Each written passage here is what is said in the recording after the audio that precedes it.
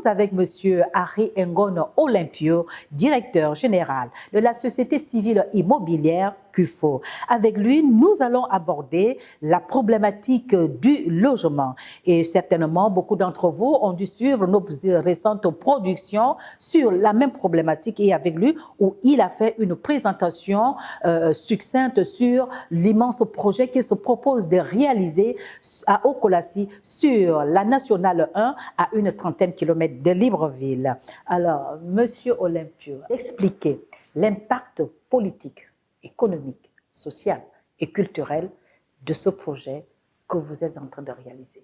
Écoutez, le projet en lui-même, le projet de construction d'une nouvelle agglomération, avec tous les attributs d'une ville moderne, sécurisée, conviviale et agréable à vivre, ce projet, forcément, a des aspects sociaux importants, a un volet économique important et une incidence politique également. Voyez-vous, sur l'incidence politique, on va aller très vite là-dessus. On ne peut pas bâtir un tel projet sans la bénédiction des plus hautes autorités du pays. D'accord ?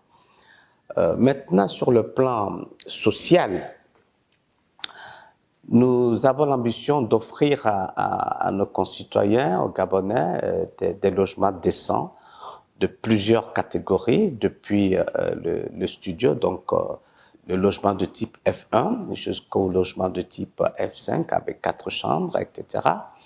Donc, il s'agira de mettre les Gabonais dans un environnement social agréable et à des coûts intéressants. Alors, c'est-à-dire? C'est l'occasion pour moi de dire ici que, vous savez, aujourd'hui, pour acquérir un logement, le parcours est un parcours de combattant. J'espère qu'on aura l'occasion de revenir là-dessus. Mais ce que je voudrais dire d'entrée de jeu à ce niveau de notre entretien, c'est dire simplement que nous allons offrir des logements décents à des coûts très intéressants. Qui répondent à toutes les bourses. Absolument. On verra les modalités tout à l'heure. Sur le plan économique, il est évident que la mise en œuvre d'un tel projet a une incidence réelle sur l'économie en termes de PIB. D'accord ? Il faut simplement souligner ici rapidement que dans la phase de construction, d'accord, nous allons créer 3000 emplois. C'est une incidence sociale et économique. Et dans la phase d'exploitation du projet, nous allons créer un peu plus de 12 000 emplois dans les différents corps de métier, n'est-ce pas? Là aussi, c'est plusieurs familles qui pourront bénéficier des retombées économiques. L'État lui-même aura également de retombées substantielles en matière d'impôts, etc., parce qu'il va y avoir une formidable création de richesses dans cet environnement. Juste pour avoir une petite idée, vous savez, quand vous prenez la ville de Monaco, Monaco fait 202 hectares et nous avons l'ambition de construire sur 132 hectares, à peu près les 2/3 de Monaco. On peut y faire beaucoup de choses, on va y générer de l'emploi, de la richesse, etc. Et sur le plan culturel? Eh bien, écoutez, sur le plan culturel, vous faites bien de rappeler la question. Nous avons prévu de construire un grand parvis, d'accord, avec une grande salle polyvalente qui recevra les festivités, mariage, baptême, etc. Mais dont la façade principale sera un écran intelligent, d'accord. L'objectif, c'est de réaliser chaque année un festival que nous allons appeler Festival d'Okolassi, à l'image un peu de ce qui se fait déjà ailleurs. On a le Festival d'Avignon, on a le Massa d'Abidjan, le FESPACO au Burkina Faso. Nous aurons le Festival d'Okolassi au Gabon. Dès qu'on aura fait la première, la deuxième, la 5e édition, ça va devenir une fenêtre, une vitrine pour le Gabon sur l'extérieur. Et ça permettra la promotion des artistes gabonais, la promotion de la culture gabonaise, parce que là, dans cet espace, on peut imaginer beaucoup de choses qu'on fera. Ok.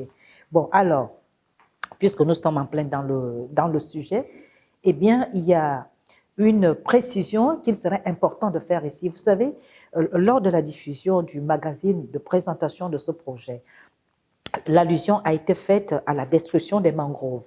Et les internautes et les téléspectateurs ont vivement réagi par rapport à cela en estimant que la déforestation conduit à la destruction de la mangrove qui est une espèce protégée.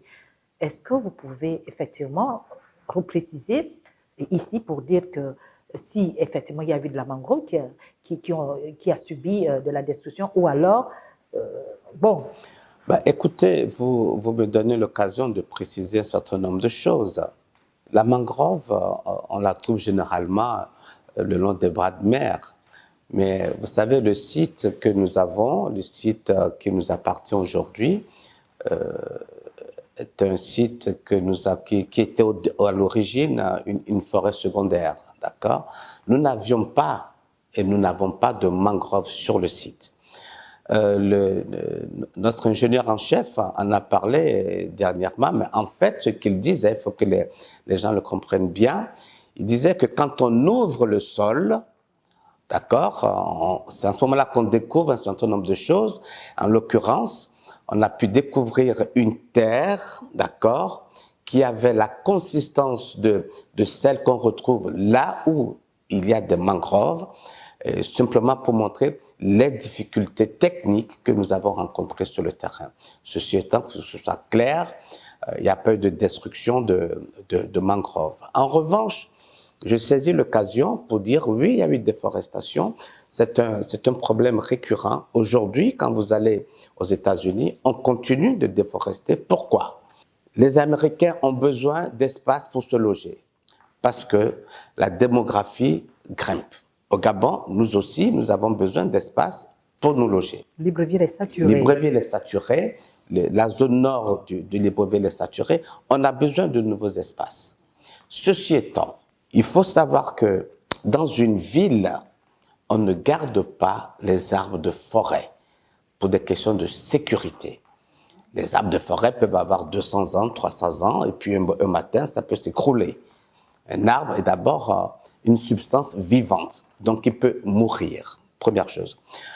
Mais plus important, dans le cas de la préservation de la nature et du reboisement, dans notre projet, nous avons prévu une véritable politique de reboisement pour faire de cette nouvelle ville une ville verte. Et c'est l'occasion pour moi de dire ici que dès le début, nous allons introduire l'énergie propre, d'accord ? C'est-à-dire que nous allons beaucoup utiliser l'énergie solaire.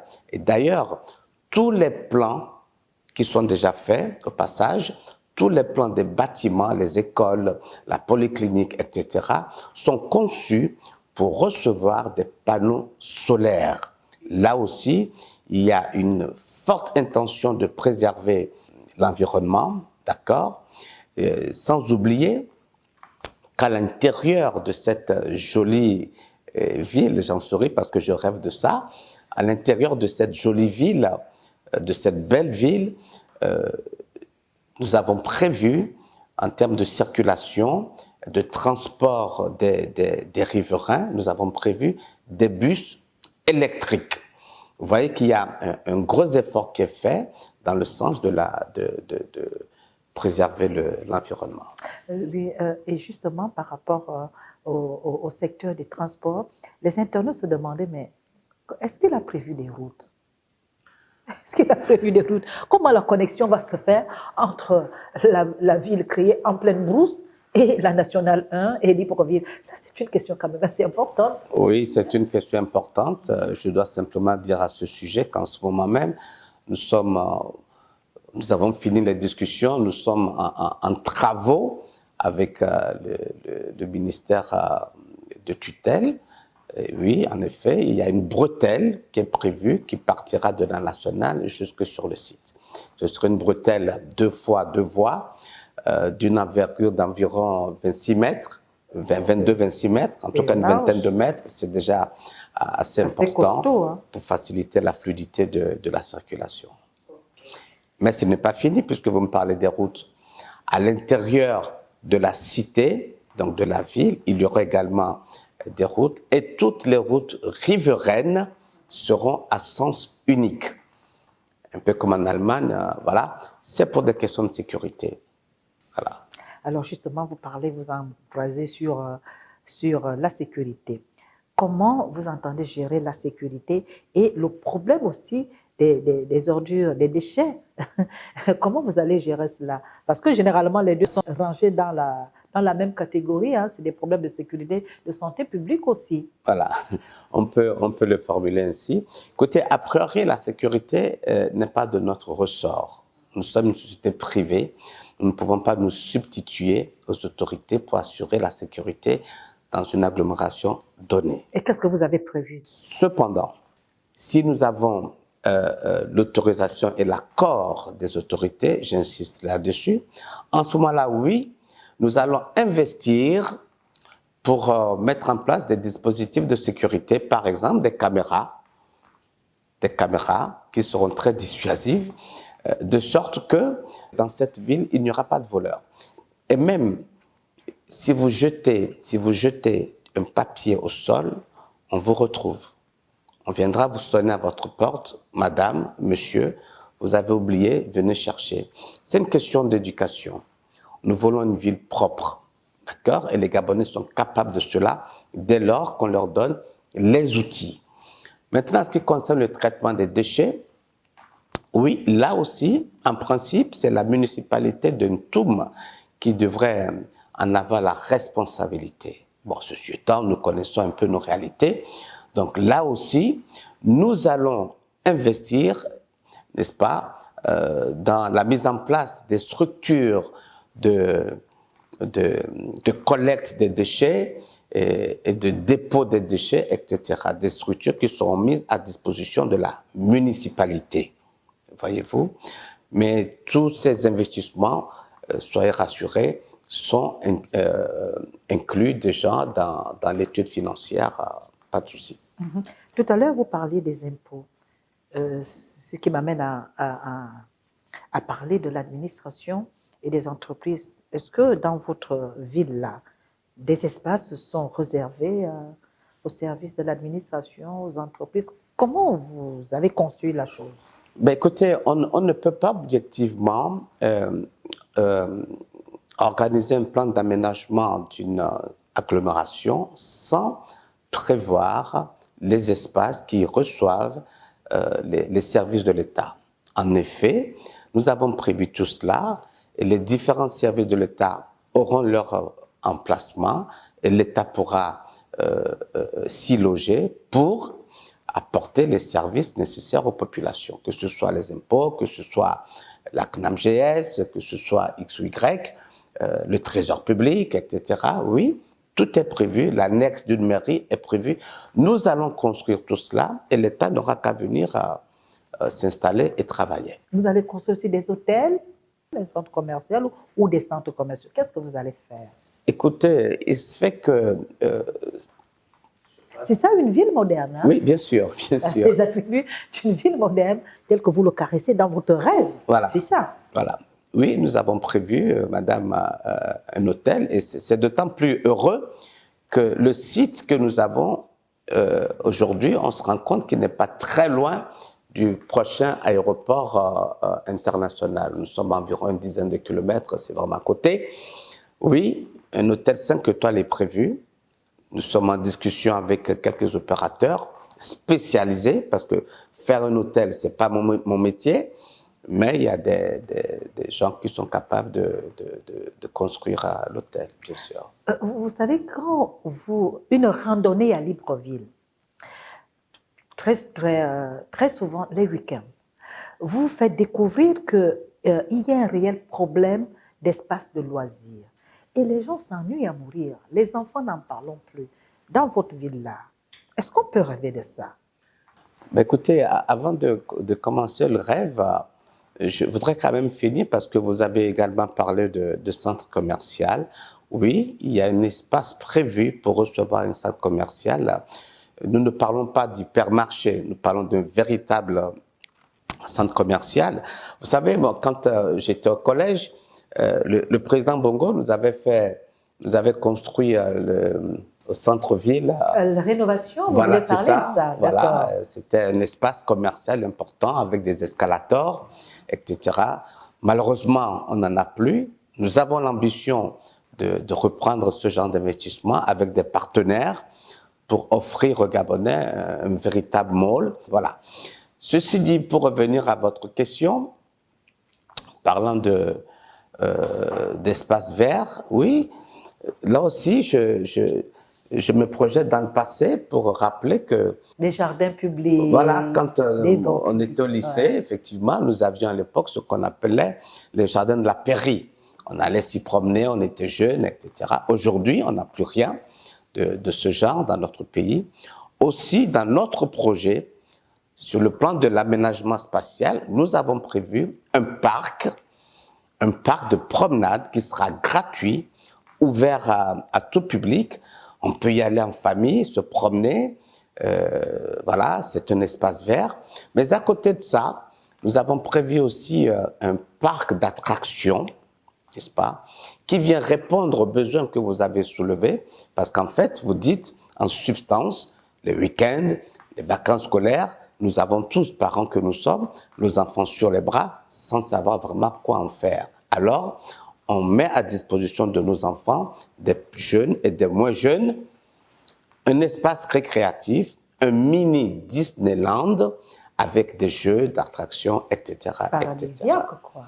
Oui, nous voulons que cette prochaine ville soit la plus belle du pays. Et d'ailleurs, je vais en profiter pour dire que, toujours dans le cadre de la préservation de l'environnement, sur le site, nous avons une... allez, je vais vous faire rêver un peu, madame. Voilà. Allez-y. Oui, oui. Vous êtes peut-être une amoureuse, on ne sait pas. Voilà, sur le site, plus sérieusement. Une femme normale, un homme normal doit être amoureux, vous le savez? Alors, on a quelque chose pour vous, pour les amoureux. Voyez-vous, sur le site, nous avons une rivière naturelle qui est là, qui traverse le site dans le sens de la largeur de part en part. Nous allons calibrer cette rivière, créer des berges, d'accord, qui serviront d'espace de promenade. Cette promenade, nous l'avons baptisée, nous l'avons appelée la promenade Saint-Valentin, qui sera une rue totalement piétonne, d'accord. On pourra y aller se promener en famille ou en amoureux, d'accord, sur de part et d'autre une berge avec une rivière d'une envergure d'environ 8 mètres sur laquelle on peut faire des activités nautiques comme les pédalos, mais nautiques non motorisées. Là encore, respect de l'environnement, d'accord, donc des activités nautiques non motorisées. On peut même y faire de la pêche saisonnière, non pas la pêche pour aller faire le bouillon, d'accord, mais on peut y faire la pêche saisonnière, vous attrapez le poisson, mais vous relâchez le poisson tranquillement dans l'eau. C'est une pêche de loisir qu'on va offrir. Alors, c'est un environnement, on le disait au début, agréable, qui donne envie et qui fait rêver. Moi, je rêve de ça. Et ce rêve deviendra réalité avec la grâce et le secours du Seigneur. De votre maître? Ah oui, bien sûr. Ah oui, sans Jésus-Christ, je suis rien. Sans Jésus-Christ, je ne peux rien. Mais avec Jésus-Christ, je peux tout. Il accomplit tout par vous. Ben, pour le bonheur. En tout cas, je me veux d'être son instrument. Alors, vous allez construire une clinique high-tech. Vous nous avez parlé de lits, la capacité d'accueil. Oui, mais ce n'est pas suffisant pour qu'on cerne véritablement le high-tech de cette polyclinique où les gens, dans l'esprit, se voient déjà en train d'être reçus. Écoutez, ce qu'il faut savoir, c'est que comme tout autre secteur d'activité, la médecine a énormément évolué. La médecine est devenue aujourd'hui high-tech, d'accord? Et nous nous inscrivons dans cette démarche pour offrir à nos concitoyens, c'est vrai, une polyclinique avec les meilleurs instruments, les meilleurs équipements possibles pour faciliter le travail des médecins. D'accord? J'en profite pour dire que nos médecins gabonais qui vont travailler dans cette polyclinique auront une formation particulière à l'utilisation de ces équipements qui sont, somme toute, modernes, pour faciliter les consultations, pour les guérisons, que sais-je encore. Oui, doté également d'un laboratoire. Vous savez qu'il y a encore des analyses médicales qu'on ne fait pas au Gabon. Eh bien, nous, on voudrait le faire. Vous intégrez cela dans cette polyclinique? On va intégrer un bon laboratoire dans cette polyclinique. Bref, tenter d'apporter des solutions pour faciliter le travail des médecins. C'est un grand soulagement aussi pour les populations, parce Je que tout l'espère. le monde n'a pas cette capacité, tout le monde n'a pas cette bourse qui vous permet de payer les examens médicaux à l'étranger. Ça coûte excessivement cher. Voilà.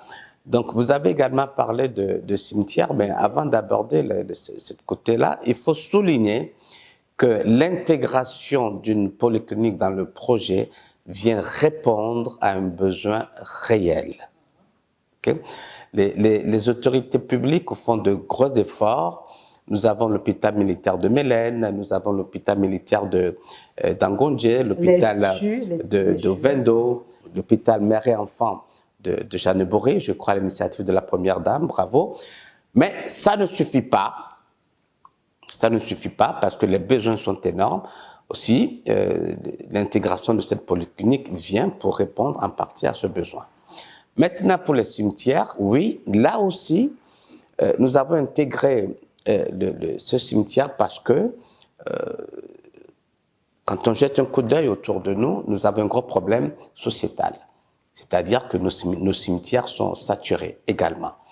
On commence à enterrer les morts sur les morts. Je suis désolé, nous sommes des Bantous. Nous avons le respect de... oui, ça peut faire sourire, mais c'est une réalité. Mais ça vous préoccupe beaucoup, n'est-ce pas? Oui, bien sûr, bien sûr, bien sûr. Ça, c'est très préoccupant. Vous êtes très attaché à votre culture Bantou. Absolument, absolument. Je l'ai dans le sang. On ne peut pas faire autrement. C'est l'ADN. Voilà, vous avez tout compris. Et donc, il est important, là aussi, de tenter d'apporter une solution. Donc, ça va être un cimetière avec... près de plus de 17 000 tombes prévues, mais il ne s'agit pas d'un cimetière au sens strict du terme. Nous allons adjoindre à ce cimetière tous les services afférents, on ne va pas les citer tous, mais simplement pour cadrer les choses. S'il y a un décès, on passe un coup de fil, on se charge de tout, depuis la déclaration à la mairie jusqu'à l'enterrement. On offre vraiment un service complet. D'accord. Voilà, quelque chose de très moderne. Pour sortir du concept du cimetière lugubre, bien sûr. Le cimetière sera tellement joli, bien fait, qu'on peut y faire des promenades. Le cimetière sera éclairé, d'accord, là aussi, par l'énergie solaire, tiens, comme par hasard, voilà. Et donc, oui, on a prévu toutes ces choses. Donc, ça veut dire que les dimensions des tombes seront les mêmes pour toutes des personnes qui seront enterrées, n'est-ce pas? C'est-à-dire que nous n'aurons pas, comme le voit aujourd'hui, des tombes, chacun son petit modèle de son côté, ce n'est pas uniforme. Comment vous prévoyez ça? Non, il y aura des tombes de plusieurs catégories selon les bourses. Il y aura des tombes simples, voilà, des tombes habillées, ça c'est au choix. D'accord. Et il n'y a pas que le cimetière, mais il y a aussi l'église. Oui. Est-ce qu'il y aura une église? Vous parlez quand même du domaine Saint-Michel et moi, dans toutes vos interventions, je n'ai pas encore bien entendu une bonne explication sur l'église. Vous oubliez vous-même? Ou bien vous oubliez maintenant le grand patron qui est là-bas, en haut? Non, non, vous ne pouvez pas rêver à ça, ne rêvez pas à ça. Écoutez, dans le projet, je dis encore une fois, dans le cadre de l'aménagement spatial, on a prévu un lieu de culte, d'accord? À ce jour, sans distinction, d'accord, les chrétiens se sont manifestés, ils ont leur place, on attend que les autres se manifestent aussi. D'accord. Mais le lieu de culte est prévu. D'accord. Bon, alors, maintenant qu'on voit à peu près la configuration de cette belle cité moderne, alors, je voudrais vous poser une question qui concerne les Gabonais qui vous suivent en ce moment. Est-ce qu'un Gabonais peut venir acheter une parcelle et construire sa maison? Est-ce que vous allez tout faire? Ben, écoutez, quand j'étais à l'université, première, deuxième année de management, on m'a appris qu'il faut être un peu fou pour rêver de grandes choses. Mais je vous l'ai dit la dernière fois que vous êtes un peu fou dans les bords. Vous m'arrachez encore le sourire. Mais on m'a appris aussi qu'il ne faut pas être suffisamment fou pour penser qu'on peut tout faire tout seul. Il ne faut pas être suffisamment fou pour penser qu'on peut tout faire tout seul. On le dit autrement dans nos villages, un seul doigt ne se lave pas le visage. Qu'est-ce que ça veut dire? Alors plus sérieusement, non, nous n'avons pas, nous les promoteurs de ce projet, nous n'avons pas la prétention de tout faire tout seul. C'est pas possible. C'est une ville que nous allons construire. Et dans cette ville, nous souhaitons que les Gabonais prennent part à la construction de cette ville. Pour répondre directement à votre question, oui, en dehors des logements que nous allons construire, que nous mettrons à disposition de nos concitoyens, nous avons prévu également des parcelles viabilisées que n'importe lequel d'entre nous pourra acquérir pour y construire sa demeure. Mais avec un code bâti. On va en venir pour y construire sa demeure ou pour y faire une activité commerciale. C'est dire qu'il y a des zones d'habitation, des zones résidentielles et il y a des zones commerciales et professionnelles. Même si vous achetez le terrain et que vous avez votre titre foncier, parce qu'on vend le terrain avec le titre foncier, vous ne pouvez pas y construire n'importe quoi. D'accord. Parce qu'il y aura ce qu'on appelle un code de bâti que vous devez de respecter, qui concerne essentiellement l'extérieur, l'aspect extérieur de votre maison. Mais l'aménagement intérieur vous incombe, vous en faites comme vous voulez, dans le sens qui vous convient. Ça veut dire quoi? Ça veut dire qu'il faut harmoniser les constructions pour ne pas avoir tout et n'importe quoi. Il s'agit d'éviter de tomber dans l'anarchie en termes de construction, d'accord? Donc ça va être très réglementé. Oui, chaque citoyen peut acquérir, disais-je, une parcelle viabilisée.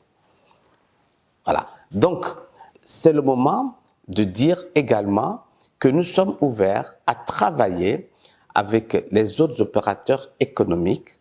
Le moment viendra, nous allons communiquer là-dessus. D'accord? Ça veut dire quoi? Ça veut dire, par exemple, vous voulez construire votre maison, vous pouvez nous demander à nous, SCI Kufo, de construire pour vous.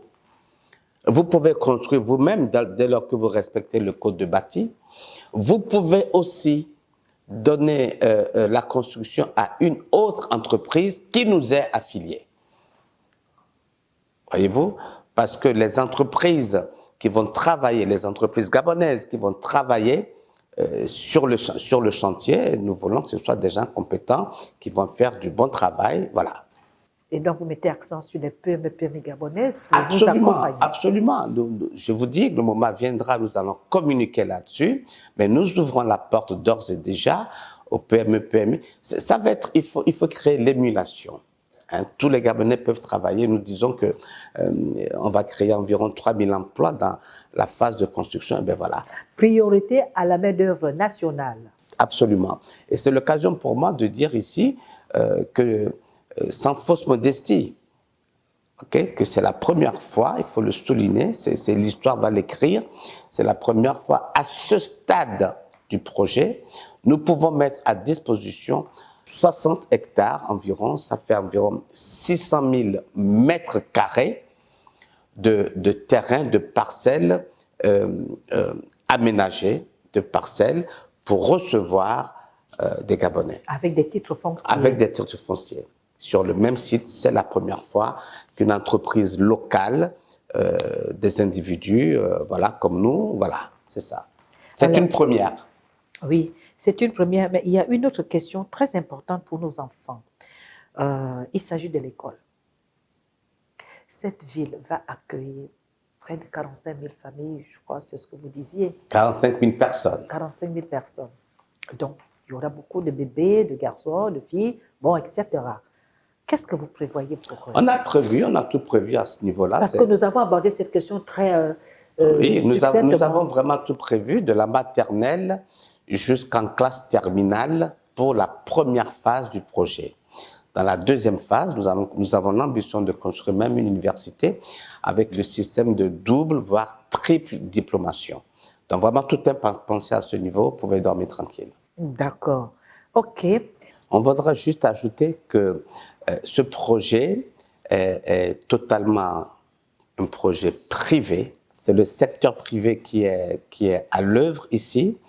C'est l'occasion de faire appel aux entreprises locales de s'apprêter pour prendre le train en marche, parce qu'il s'agira de construire un ensemble de choses.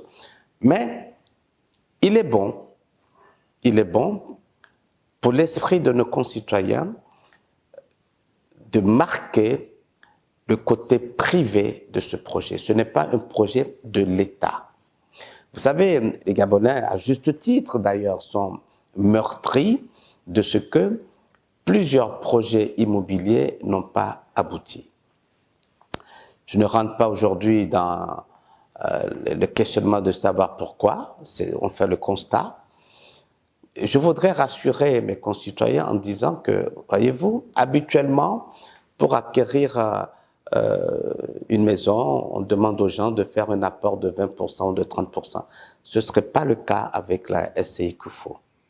Ce ne serait pas du tout le cas. Parce que généralement, lorsque les gens font ces apports de 20 ou 30%, c'est ça qui cause problème après, parce que lorsque le promoteur, fût-il l'État, n'arrive pas à fournir ce qu'il avait prévu, donc les maisons, ça cause de gros problèmes. Allez, nous, on ne fera pas ça du tout. Il n'y aura pas d'apport.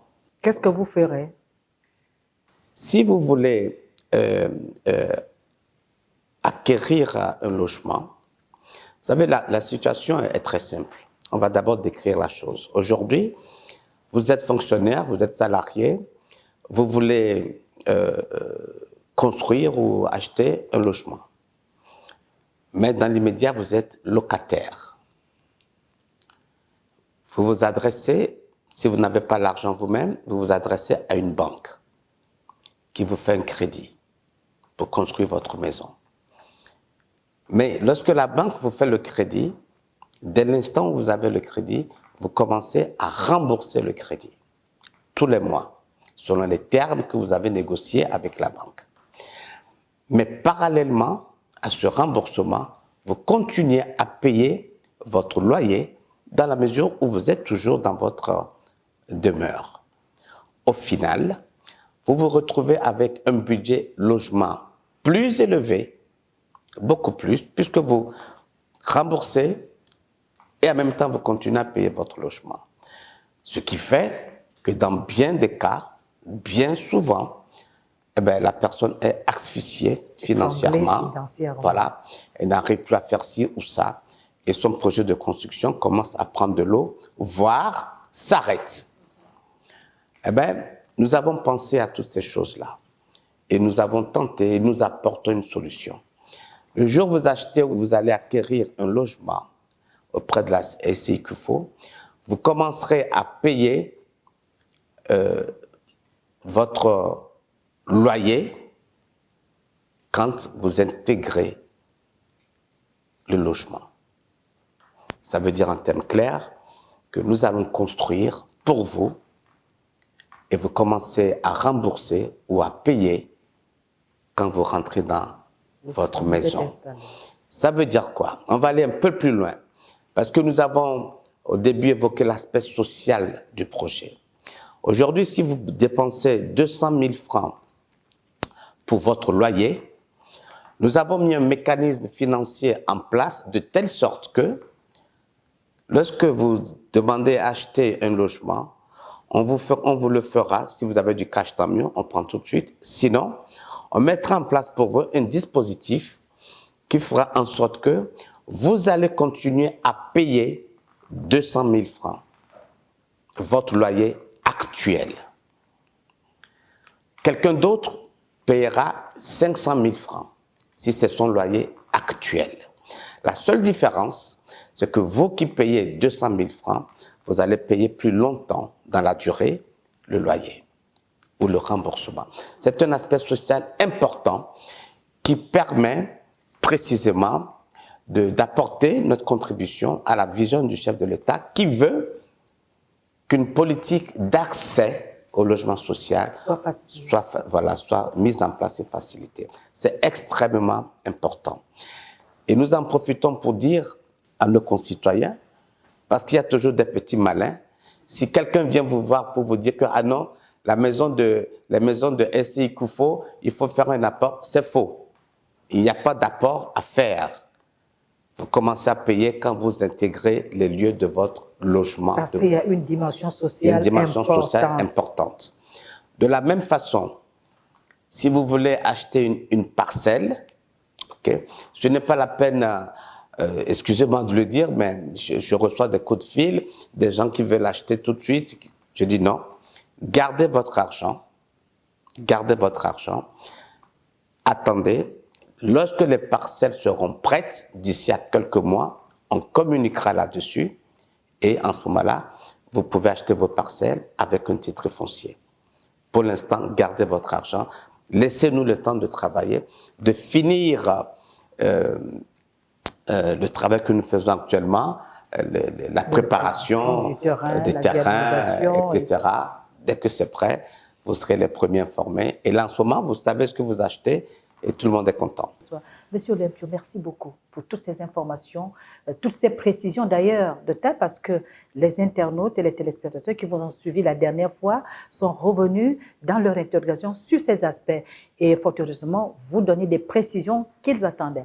Madame, Monsieur, c'est donc la fin de cet entretien. Nous vous disons merci de votre aimable attention. On se retrouve prochainement, mais sachez pour ceux qui nous reçoivent à la dernière minute ou ceux qui nous ont pris en cours que nous étions avec Monsieur Harry Engon Olympio, directeur général de la société civile immobilière Kufo, qui a donc l'ambition de construire toute une ville qui s'intègre parfaitement dans le Grand Libreville et précisément à Okolassi, à une trentaine de kilomètres sur la Nationale 1. Merci beaucoup de votre attention. Au revoir et à très bientôt.